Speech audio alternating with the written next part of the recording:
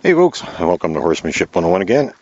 And today I'm going to talk about a couple things that, partly a request and another subject that I wanted to get into anyhow. And things we do before we ride. And I got my own little ritual. I won't say it's a ritual because I don't always do it. And sometimes I do it just a little different. I don't have a set structure.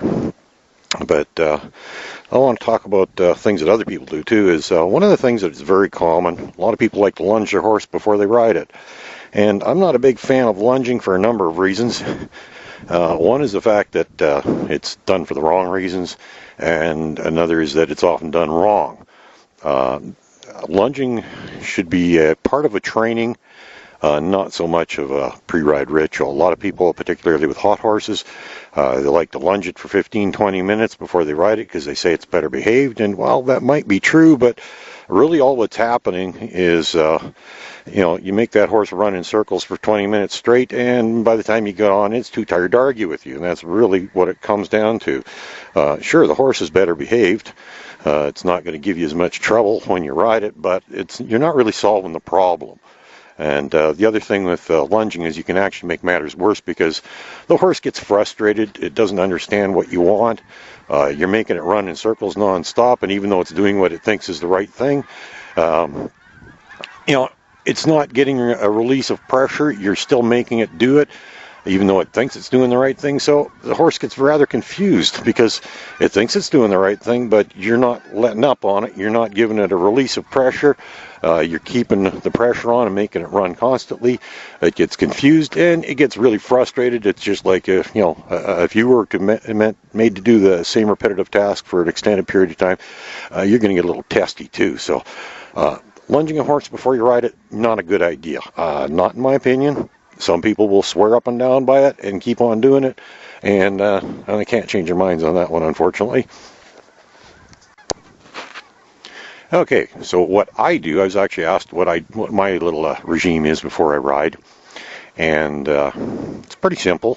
It takes a couple of minutes, and I do a lot of it after I put the saddle on, so I kind of killed two birds with one stone because it's a good idea to make your horse walk around a bit before you ride, because you put the saddle on, you snug it up, walk the horse around a little bit, and then retighten the cinch after everything settles in. So kind of combine these two things. So 2 in 1.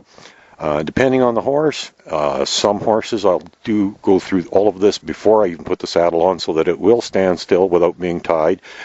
While I'm saddling it, cleaning its feet, grooming it, all that good stuff. But we just do a couple very simple things. First off, we make the horse turn on the front end, just around like this.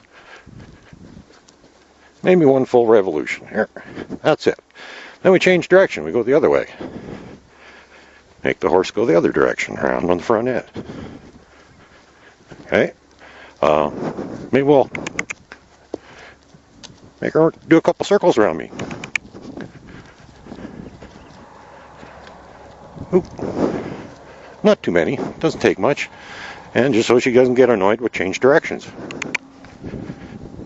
Here we go. I'm not actually going to get on her rider today, but just showing you what I go through. Oh, good girl. And then I'll just swing her back end over. Make her move her back end. One direction, and then we do the same thing, go the other direction. Maybe we'll make her come to me. Come. And maybe we'll back her up, just to see. Will she listen if I ask her to back up? Oh, sure, she's going to back up. Now, what you're doing here when you do something like this, you're not really teaching the horse anything. All your schooling should be done long before you ever even think about riding your horse. What you're doing in a circumstance like this is two things you accomplished, I believe.